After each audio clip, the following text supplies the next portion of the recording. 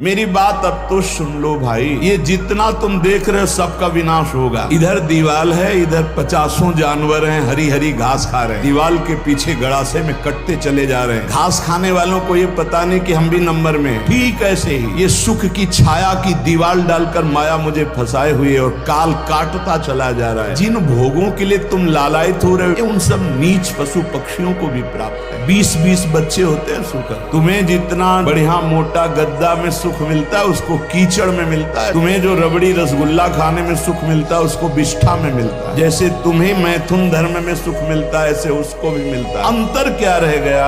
अगर परमात्मा का भजन नहीं हुआ तो तिनते खर सूकर स्वान भले।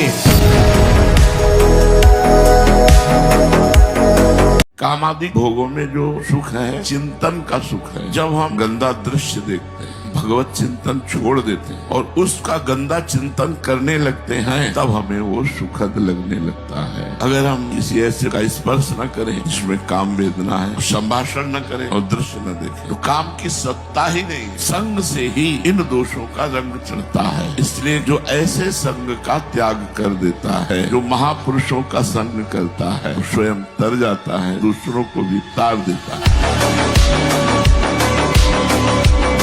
स्वयं मन निर्विकार और शांत हो जाएगा। केवल तुम किसी क्रिया का आश्रय मत देना। काम तभी आपको प्रबल वेग से परास्त करता है जब आप कोई क्रिया का आश्रय लिए हैं, किसी व्यक्ति का आश्रय लिए। अगर आश्रय न ले तो ऐसे उठेगा और शांत हो जाएगा। मन की दो चाल है। सबसे पहली चाल वो आश्रय पकड़ता है, फिर उसका चिंतन करता है। दोनों बातें तुम्हें काटनी है। जहां समझ में आया कि अच्छा काम वेदना जागृत हुई, तत्काल वो आश्रय आएगा आपके सामने, देख लेना। सबसे पहले विकार आते ही आपके सामने आश्रय आएगा। उस व्यक्ति से मिला जाए या वो क्रिया की जाए, मिटाओ तत्काल उस आश्रय को। नहीं, श्री हरि चरणों में, प्रिया चरणों में, उसमें आ जाओ तत्काल। उस विषय के आश्रय में मत टिकना और चिंता तत्काल चिंतन बदलो। नाम कीर्तन करो। नाम तो अगर मन तुम्हारे अधीन न हो जाए तो गद्दा ना।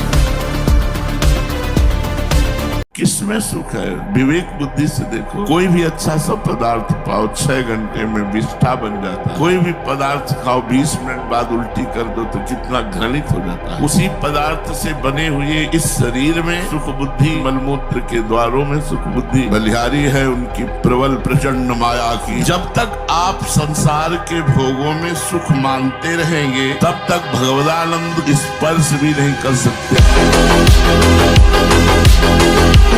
कामादि भोगों में जो सुख है चिंतन का सुख है। जब हम गंदा दृश्य देखते हैं, भगवत चिंतन छोड़ देते हैं और उसका गंदा चिंतन करने लगते हैं, तब हमें वो सुखद लगने लगता है। अगर हम किसी ऐसे का स्पर्श न करें जिसमें काम वेदना है, संभाषण न करें और दृश्य न देखें, तो काम की सत्ता ही नहीं। संग से ही इन दोषों का रंग चढ़ता है। इसलिए जो ऐसे संग का त्याग कर देता है, जो महापुरुषों का संग करता है, स्वयं तर जाता है, दूसरों को भी तार देता है।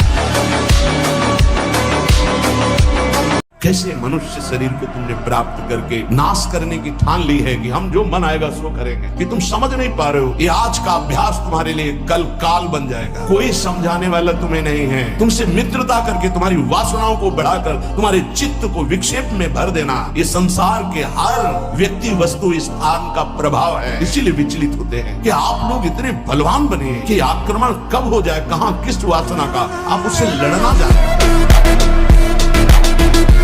मान लो इन महापुरुषों की बात, नहीं पछताओगे। ये ऐसा दलदल है, इस दलदल में प्रथम बार जब से उतरे आज तक नहीं निकल पाए। धसता ही चला गया जो इस काम भोग रूपी दलदल में गिरा। जो शरीराकर्षण, इससे बचो, नष्ट हो जाओगे। तुम्हारे जीवनी शक्ति एक सीमित है। अभी यौवन अवस्था है, नष्ट कर लो, फिर किसी काम के नहीं रहोगे। ना भगवत चिंतन ना शरीर चिंतन का रह जाएगा। केवल शोक चिंतन, चिंता, भय और केवल नाना प्रकार की भयावह कल्पनाएं बस।